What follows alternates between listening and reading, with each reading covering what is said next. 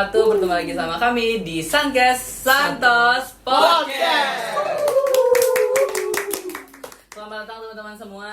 Terima kasih sudah hadir bersama saya pada hari ini. Perkenalkan saya sendiri Muhammad Afif Wijaksono dengan NIM B1A1241140. Mungkin di teman-teman semua bakalan perkenalan juga nih. Dari Tegar dulu boleh deh. Perkenalkan, nama saya M. Tegar Dwi Laksono dengan NIM B1A1241141.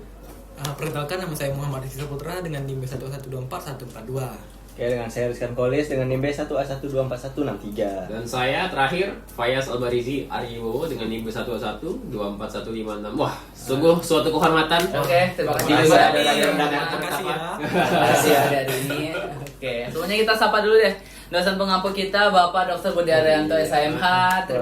Selamat atas promosi dokternya Bapak. Semoga ilmu-ilmunya lebih gacor, lebih top gitu. Top ya. ya. Top boleh. Oke, mungkin dari teman-teman semua apa kabarnya? Alhamdulillah. Baik banget. Baik banget, excited banget nih. Kenapa excited? Kenapa? Karena topiknya sangat menarik sepertinya. Wah, siap. Dan ini topiknya menurut saya underrated banget sih ya. Underrated ya bahasanya ya. Underrated dong. Jadi kita tuh kalau udah kumpul begini pasti bagus itu ada aja ceritanya. Semoga. Tapi kalau misalnya nih ya, kalau orang-orang tuh dengar bawang putih tuh, jadi kalau bawang putih kan pasti pikirannya ke dapur, ya kan? Betul. Padahal bawang putih itu juga ada kasus korupsinya, bahkan sampai ke WTO ada kartel-kartelnya gitu. Bener nih. Dan yang bikin saya penasaran justru kenapa komoditas sekecil ini jadi rebutan sampai ada anggota DPR loh yang masuk penjara nih. Gara-gara bawang putih. Gara-gara bawang putih. Ada ya. Iya. Memang anggota DPR masuk penjara seperti tidak asing Waduh. gitu ya. Dewan yang terhormat. Bukan hal yang baru ya. Bosan. Memang jadi pembahasan dari sekarang ini memang inti dari diskusi kita hari ini memang kita bakal membedah kasus impor bawang putih dari Cina secara komprehensif dari sisi regulasi domestiknya, dari hukum perdagangan internasional sendiri, bahkan soal korupsi yang udah disinggung tadi. Mungkin kita bisa riset dari latar belakangnya dulu deh. Mungkin dari Tegar gimana nih pendapat Tegar? Oke, jadi sebenarnya ini angkanya agak mengejutkan. Kebutuhan nasional bawang putih itu sekitar 653 ton per tahun. Tapi sebenarnya produksi dalam negeri kita hanya 22.000 ton. Jauh, teman-teman. Artinya lebih dari 96% kebutuhan kita itu dipenuhi dari impor. Sampai 96% ya. Impor itu dari mana tuh? Nantilah kita sambung. Oke. 96% tadi kan Ki. Iya. Dan mayoritasnya itu sebenarnya tuh datang dari Cina. Dari China. Dari China ada bawang putih kan? China banyak. Bagus sekali. Oke. Jadi data Kemendak itu menunjukkan bahwa sepanjang 2024 Cina itu menyuplai 344.000 ton dari total impor kita, jauh meninggalkan India dan Jerman yang ada di urutan berikutnya. Dan kalau misalnya ya kita lihat tuh dari sudut pandang geopolitiknya itu sebenarnya ini tuh rentan banget ya. Kan kalau misalnya hubungan Indonesia dan Cina itu memburuk ya berarti kalau misalnya kita krisis bawang putih ya juga ikut gitu. Krisis dia gitu. Bisa. Tapi ada yang lebih menarik nih. Menurut analisis pasar internasional itu Indonesia memimpin impor bawang putih global dengan 25,9% dari total volume impor dunia. Oh iya benar. Pada paruh pertama 2024 ya. Oh, tahun Kita ini kemarin pembeli terbesar di dunia bawang putih. Tuh. Ranking 1. Itu yang bisa Satu. dibanggakan. Itu salah satu yang bisa dibanggakan. Tapi dengan posisi Gak tau bangga apa enggak ya. Tapi dengan posisi yang dia sebesar itu kok negara kita masih krisis bawang putih ya? Bahkan sampai angka harganya melonjak naik gitu. Berarti masalahnya bukan dari sisi pasar global dong. Oke, itu saya tanya ya dari Rizkan ya. Memang nanti kita simpan dulu, nanti kita bakalan gali lebih dalam. Terus kita bicara tentang soal regulasinya, mekanisme apa yang sebenarnya yang mengatur impor bawang putih ini.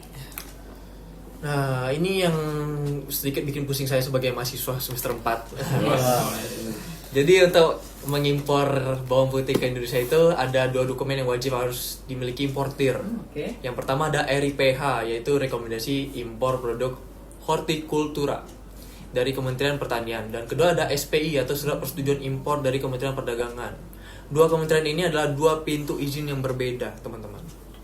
Dan itu langsung menciptakan frictionnya ya. 2 birokrasi berbeda dengan kepentingan dan kadang tidak selaras gitu ya. Nah, betul banget tuh. Dan ada satu kebijakan yang paling kontroversial, itu wajib tanam, teman-teman. Jadi berdasarkan Pemerintahan nomor 24 tahun 2018 dan nomor 39 tahun 2019, importir itu diwajibkan untuk menanam bawang putih di dalam negeri sebesar minimal 5% dari volume impor yang diminta sebagai syarat untuk mendapatkan RIPH ini. RIPH tadi ya. Nah ini nih yang jadi celah tuh ini kadang. Karena kalau misalnya importir itu tidak bisa atau tidak mau memenuhi syarat wajib tanam, ya mereka harus cari jalan lain mau gak mau. Dan jalan lain tuh bisa dengan jalan kotor. Ya seperti kita tahu kalau di Indonesia itu banyak kasus suap, teman-teman. Oh, Suap ya, Kayak suap suap ya. lagi. Suap, Persis bersuap ya? sekali. Ya. Jangan Jangan dong. bukan saya. Jangan dong. Persis sekali. Dan bahkan profesor petinggi dari IPB pun Profesor Farabi Falatehan yang secara terbuka itu mengkritisi kebijakan ini. Beliau menyatakan bahwa wajib tanam itu perlu dievaluasi karena lebih menjadi beban administratif bagi importir daripada benar-benar mendorong produksi lokal. Data yang realisasinya juga membuktikan pada tahun 2020 pun wajib tanam hanya terrealisasi 36,62% dari targetnya. Ini menurut IPB University. Kecil ya. Tapi kalau realisasi wajib tanamnya itu rendah, tapi impor tetap jalan, berarti ada importir yang tetap dapat dari RIPH ini dong. Iya. Meski tidak terpenuhi syarat wajib tanamnya. Itu gimana tuh? Itu yang pertanyaannya tuh bagus tuh, Rizkan. Dan jawabannya ini adalah celah yang dimanfaatkan. Ada yang dapat RIPH dengan cara memperlancar proses administratifnya dan memperlancar memperlancar RIPH-nya itu kadang ada harganya, Rizkan. Ada biaya pelicinnya. Ada harganya tuh. Aduh. Kalau menurut berita-berita itu yang kemudian menjadi perkara di KPK. Memang udah selalu terhubung Itu ya. lagi ya. Regulasi, korupsi, memang Itu itulah lagi. pasangannya. Tidak heran. Tapi mungkin sebelum kita ke sana lagi ya, dari sisi internasional dulu nih, dari Rizky nih yang ngerti-ngerti Wah, tentang iya internasional, dong. tentang WTO.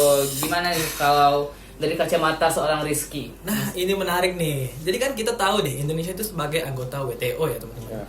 Punya kewajiban yang harus mematuhi sejumlah prinsip fundamentalnya.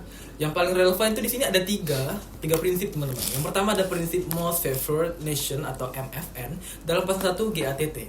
Kita harus memperlakukan semua mitra itu dengan secara setara, teman-teman. Kedua, ada national treatment dalam pasal 3 GATT. Dan juga ketiga, ada larangan kuota impor alias pembatasan kuantitatif dalam pasal 11 GATT. Kan tadi Rizky udah nyebutin tuh 3 poin tuh kan. Kalau Ya. kira-kira kalau misalnya yang poin ketiga tuh melanggar nggak ya? Melanggar RIPH nggak? Sistem RIPH di Indonesia? Harusnya ya berpotensi ya. RIPH ini kan pada dasarnya adalah mekanisme kuota yang membatasi volume impor. Beberapa negara sudah menggugat Indonesia di EDSB dan juga WTO. Forum penyelesaiannya pun sengketa WTO terkait kebijakan ini. Argumen penggugat adalah bahwa Permentaan nomor 24 tahun 2018 bersifat diskriminatif karena membenarkan kewajiban wajib tanam yang tidak wajar sebagai syarat impor dan itu bertentangan dengan perjanjian WTO dan GATT. Tapi kan ada klausul pengecualian di WTO. ya. Iya. Tuh, misalnya untuk keamanan pangan atau perlindungan petani, apakah Indonesia tidak bisa berlindung di balik itu? Bisa aja, tapi ada syaratnya. Pengecualian dalam pasal 20 GATT memang memungkinkan negara membatasi impor demi alasan tertentu, termasuk kesehatan dan ketahanan pangan. Tapi pembatasan itu harus proporsional, tidak diskriminatif dan tidak menjadi proteksionisme terselubung. Masalahnya sistem RIPH ini kita itu kotanya tidak transparan, sering proteksionisme dan juga tumpang tindih. KPK mencatat jumlah RIPH yang diterbitkan pernah 2 kali lipat dari kuota impor yang disetujui dan prosesnya rentan dimanipulasi. Itu yang membuat argumen Indonesia lemah di forum internasional. Berarti ada anomali nih di sini. Di sisi lain kita beralasan bahwa untuk melindungi petani lokal, tapi di sisi lain justru sistem kuotanya tidak transparan nih. Malah menguntungkan segelintir importir besar yang bisa bermain nih dalam sistemnya. Petani lokal tidak terlindungi jadinya. Konsumen juga dirugikan karena harganya naik dong. Ya benar-benar Rizkan. Dan ada dimensi lain yang perlu disebut yaitu RCEP. Indonesia ini udah meratifikasi Regional Cooperative Economic Partnership yang mencakup China dan salah satu komitmen RCEP ini adalah mengurangi hambatan perdagangan. Jadi kita punya 2 lapisan nih kewajiban internasional sekaligus. Tapi nih ya, kalau misalnya tuh Indonesia nih ya contoh. Kalau misalnya Indonesia tuh beralih dari kuota itu ke tarif. Nah, seperti yang pernah terdahulu diusulkan gitu sama pejabat-pejabat di Indonesia. Jadi kira-kira apakah tuh benar-benar lebih aman secara hukum internasional kira-kira? Secara prinsip sih aturan seharusnya iya. Sistem tarif lebih WTO compliant karena ia tidak membatasi volume impor secara langsung, hanya membatasi harga selama tarifnya itu tidak diskriminatif dan sesuai dengan banding tarif yang sesuai dengan di komitmen di Indonesia ke WTO, itu lebih aman. Tapi ya tentu ada trade off-nya dong. Apakah tarif itu cukup untuk melindungi petani lokal atau tidak? Itu soal lain. Memang kompleks ya. Jadi memang ada tarik menarik antara kepentingan dari petani lokal, kewajiban internasional, bahkan harusnya ada transparansi regulasinya. Memang di tengah semua kompleksitas itu muncullah celah tadi ya yang dikatain sama Faiz yang bisa dimanfaatkan oleh pihak-pihak yang bertanggung jawab. Bahkan yang disinggungkan awal tadi ada kasus anggota DPR yang tertangkap. Iya, karena Jadi bisa diceritain nggak gimana itu kasusnya? Gimana? Bisa, tapi sebelum itu saya mau minum dulu. Boleh. Tidak ada sponsor teman-teman. Ya, jadi benar sekali bahwa di mana kasus korupsi di Indonesia tuh sangat sekali ya. Hampir sudah masuk top malah. Wah, masuk top dong. Ya, jadi kita masuk ke bagian yang bikin geleng-geleng kepala kita ya. Jadi pada Agustus 2019 itu KPK pernah melakukan operasi tangkap tangan yang dimana itu mereka bisa berhasil gitu mengamankan kurang lebih sebesar 11 orang. 11 orang banyak loh. 11 orang. Ya, 11 orang besar-besar, tokoh-tokoh besar-besar semua. Wow. Yang dimana antara 11 orang itu campuran dari pengusaha importir ada, terus juga ada orang-orang kepercayaan di sana, sampai bahkan supir-supirnya diajak juga buat itu. Supirnya ya. Jadi KPK tuh mengamankan bukti transfer sekitar 2 miliar rupiah gitu. Besar. Wah, top banget kasus korupsi di Indonesia ini. Udah kayak rupiah aja. Capek. BTW, siapa tuh tokonya tuh yang sebagai pelaku korupsi itu? Kalau tokohnya itu kemarin kalau nggak salah itu Inyoman Damantara. Damantara. Iya, Damantara kalau nggak salah. Jadi waktu itu si Nyoman ini dia merupakan anggota DPR RI Komisi 6 periode 2014-2019. Nah, yang seperti kita tahu bahwa Komisi 6 itu membidangi di perindustrian, Ya, betul. perdagangan, BUMN ya kan, investasi. Jadi posisinya sangat strategis. Jadi KPK itu menduga dia melakukan trading influence alias memperdagangkan pengaruh jabatannya. Nah, di sini untuk melancarkan pengurusan RIPH di Kementan dan SPI di Kemendak bagi importir yang membayarnya gitu. Jadi bukan pejabatnya langsung nih dari kementerian yang langsung ditangkap, tapi anggota DPR-nya yang menjadi perantara gitu ya. Iya, betul sekali. Nah, modusnya ini tuh importir yang kesulitan dapat RIPH, ya kan, atau SPI. Nah, terus mereka menghubungi orang kepercayaan Damantara. Nah, dari situlah komunikasi mereka tuh terjalin dan akhirnya disepakati pemberian uang sebesar 3,5 miliar rupiah gitu. Nah, pengusaha yang terlibatnya itu ada Chandri Suwanda atau yang kita kenal dengan Afung gitu kan. Terus ada Dodi Wahyudi juga. Terus dan terakhir ada Zulfikar gitu.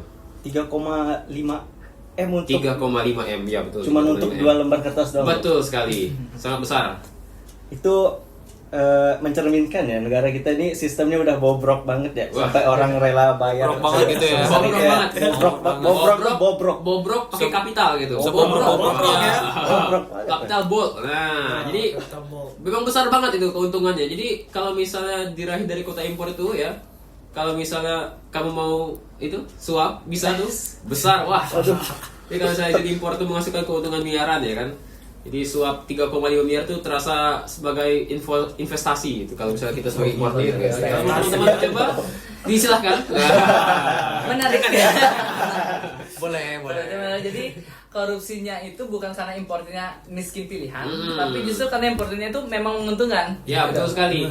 Jadi kalau misalnya secara hukum tuh ya Damantara itu dijerat pasal 12 huruf A Undang-Undang Nomor 31 Tahun 1999, Junto UU Nomor 20 Tahun 2001 tentang pemberantasan tipikor, dan Junto pasal 55 ayat 1 ke 1 KUHP, di mana jaksa bahkan menuntutnya 10 tahun penjara. 10 tahun penjara, teman-teman. Nah, sementara para pemberi suap dijerat pasal 5 ayat 1 dan pasal 13 UU Tipikor yang sama gitu. Banyak banget tuh pidana khususnya tuh. Banyak. Kalau udah masalah korupsi itu harus habis pokoknya, enggak boleh enggak habis. Ada tapi ada hal yang lebih yang bikin semakin ironis deh. Apa tuh? Yaitu ada direktur utama Bulog saat itu yaitu Oh, Budi Wasiso ya? Budi Wasiso, bener. iya. Atau kita sering sebut Buas. Buas.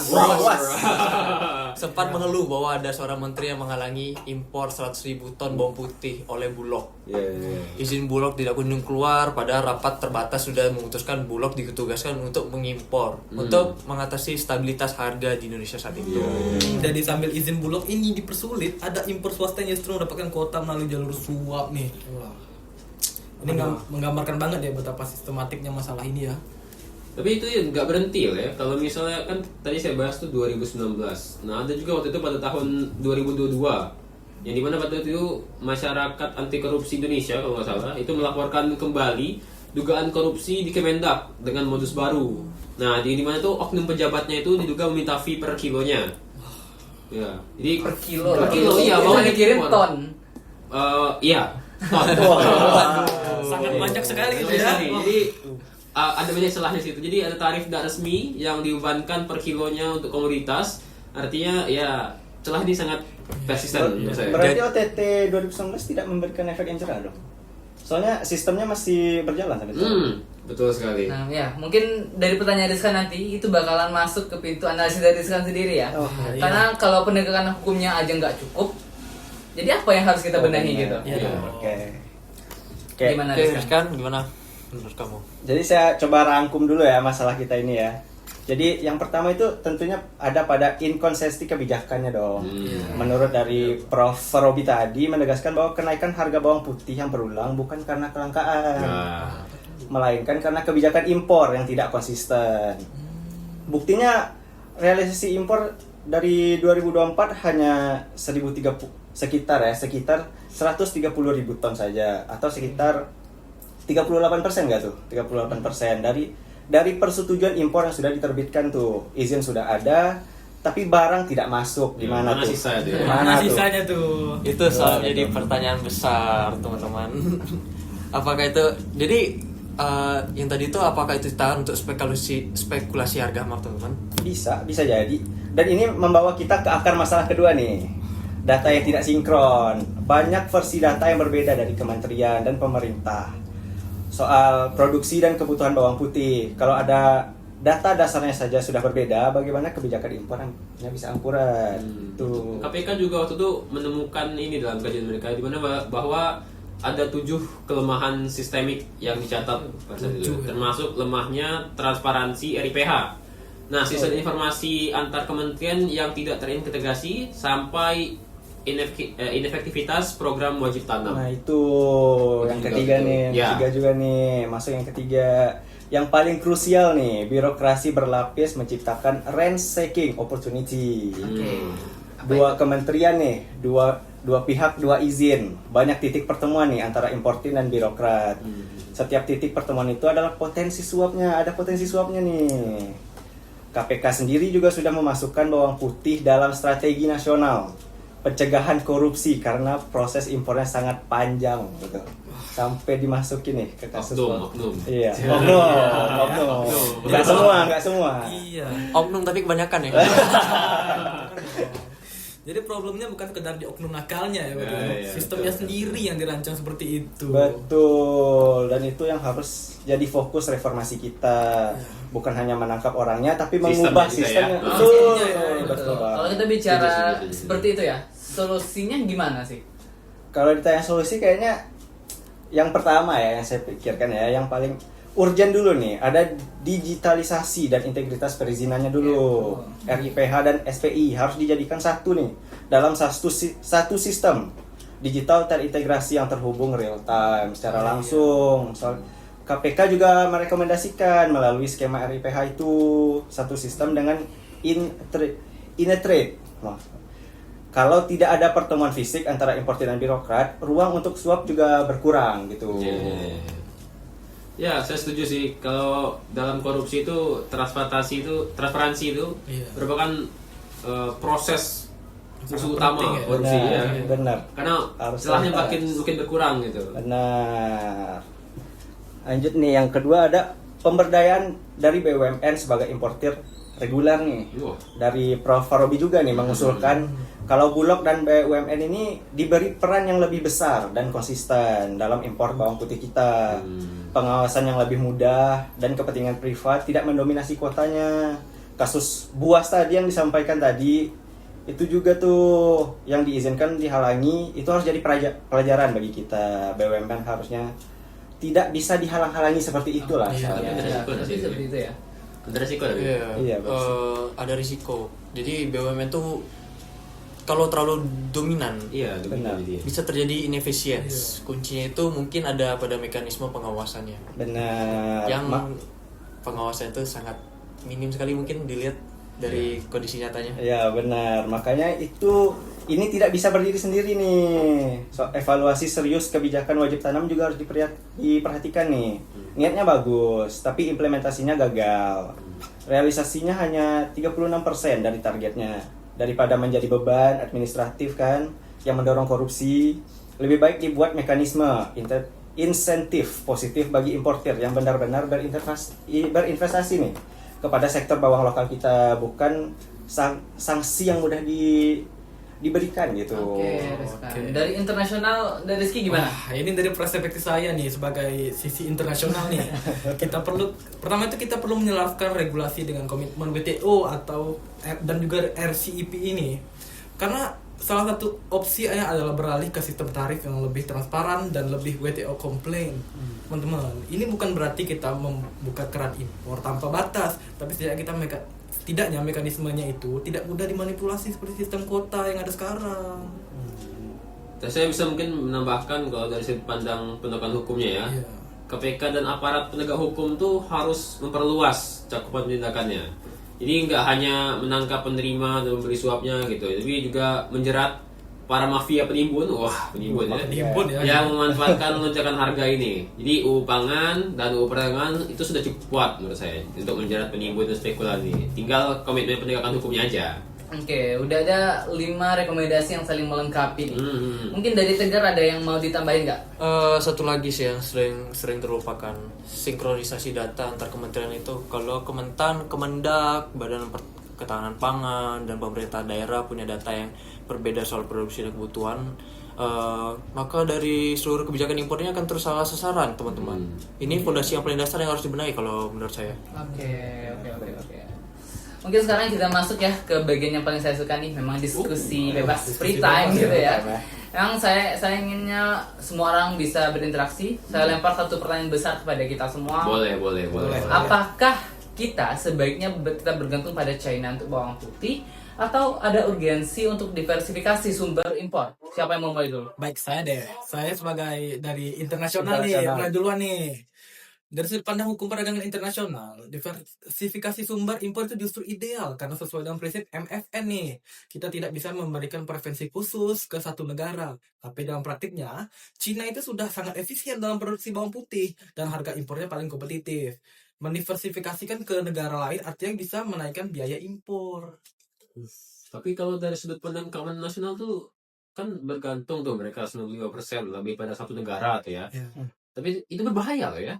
Nah, karena kalau misalnya besok terjadi konflik diplomatik gitu atau gangguan rantai pasar global, ya, seperti saat pandemi waktu itu ya tahun 2020 itu. Nah, kita bisa krisis bawang putih nasional dong ya. Iya nggak? Iya. Dari sisi pertanian ini justru jadi argumen terkuat untuk program swasembada itu. Tapi seperti yang sudah kita bahas tadi, program wajib tanam yang ada selama ini tidak berjalan efektif. Iya, betul. Benar kan? Perlu pendekatan yang lebih komprehensif kalau menurut saya. Tidak cukup hanya membebankan kewajiban ke importir, tapi negara harus aktif juga mengembangkan sentra produksi bawang putih di daerah-daerah yang secara agroklimat cocok. Iya. Contohnya seperti daerah-daerah yang di Sumatera banyak daerah perbukitan itu. Itu cocok. Aku juga mau nambahin sedikit nih. Betul.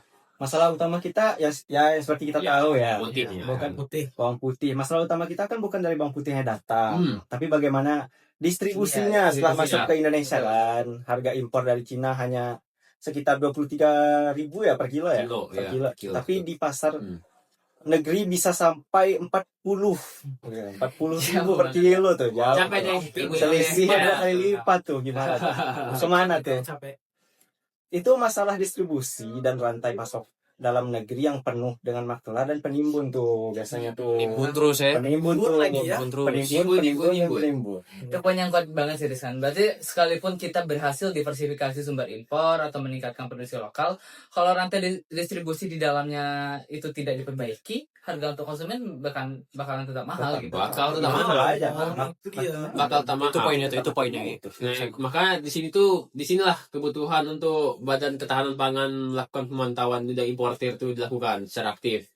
Nah, seperti yang bisa dijelaskan sama saudara Tegar tadi, bahwa penimbunan tuh menjelang Ramadan dan Lebaran itu adalah pola yang berulang setiap tahun. Ya, Saya juga merasakan. Saya juga merasakan tuh. Hampir semua deh. Dan selama tidak ada pengawasan yang ketat ya, jadi pola itu akan terus terjadi. Korupsi itu akan terus terjadi, gitu. Jadi harus ada pengawasan yang ketat dari sana.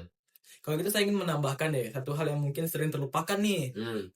Reputasi internasional di Indonesia. Setiap kali ada gugatan di WTO yang kita tidak selesaikan dengan baik atau kebijakan yang terkesan tidak konsisten, itu merusak kepercayaan mitra dagang kita dalam jangka panjang. Itu bisa mengaruhi negosiasi perdagangan di sektor lain. Wow. Bukan hanya bawang putih loh. Ya, teman tuh Indonesia. Benar kata saudara Rizky tadi. Ya. Ada satu ironi besar yang ingin saya tutup dengan ini. Kita punya regulasi yang sangat kompleks dengan tujuan mulia, melindungi petani kan, Betul. Ya. Benar. mencapai swasembada, tapi hasilnya justru sebaliknya. Petani bawang putih lokal tidak terlindungi karena produksi lokal yang tidak signifikan, konsumen tidak terlindungi karena harga tetap mahal. Yang terlindungi justru para importir yang besar punya akses ke jalur khusus dalam birokrasi. Memang ironi ini dapat banget ya sebagai penutup diskusi kita kali ini. Memang sebelumnya aku ucapin terima kasih semua udah menyampaikan Terima pertanyaan. kasih. lagi. Terima Masih kasih. undang Atas kesempatan. kesan. Oke, kita sudah sampai di Yes. penghujung episode hari ini. Izinkan aku udah nyatet tadi beberapa perjalanan diskusi kita. Mungkin dari Tegar kita belajar bahwa Indonesia sangat bergantung sama China ya untuk memenuhi lebih dari 96% kebutuhan bawang putih nasional, dan sistem regulasi RIPH SPI yang berlapis justru menciptakan inefisiensi dan celah korupsi. Dari segi tadi kita memahami juga bahwa kebijakan kuota impor kita berpotensi melanggar prinsip WTO GATT dan komitmen RCEP, sehingga Indonesia pernah digugat di forum internasional. Dan dari Fayaz juga kita menyaksikan bagaimana celah regulasi ini berujung nyata pada kasus suap 3,5 M tadi ya. Yang melibatkan anggota DPR. No. Dan sejumlah pengusaha importir yang ditangani oleh KPK. Dan dari sekarang kita mendapat peta jalan reformasi yang komprehensif dari digitalisasi perizinan, pemberdayaan BUMN, evaluasi wajib tanam, penyelarasan dengan standar internasional, hingga penegakan hukum yang menyentuh akar dari sistematiknya. Namun dari yang paling penting dari semua ini adalah bawang putih mengajarkan kita bahwa tidak ada komoditas yang benar-benar kecil dalam hukum perdagangan internasional. Di balik bumbu dapur yang tampak, bawang putih aja nih gitu. Tersembunyi jaringan kepentingan, kewajiban internasional, dan pertaruhan keadilan sosial bagi jutaan konsumen di seluruh Indonesia. Itulah relevansi hukum perdagangan internasional dalam kehidupan nyata kita. Oke, teman-teman, sekali lagi terima kasih ya. Terima kasih. Udah berdiskusi sama kami, sama saya, kita semua teman-teman di rumah juga. Kapan-kapan kita diskusi lagi kali ya. Iya. Mungkin Banget. topik berbeda tapi seseru ini. Sohana dong. Next kita bahas sawit. Bisa. Oke, terima kasih semuanya. Sampai jumpa di episode berikutnya bersama kami, Sankes Santos Podcast. Bye-bye.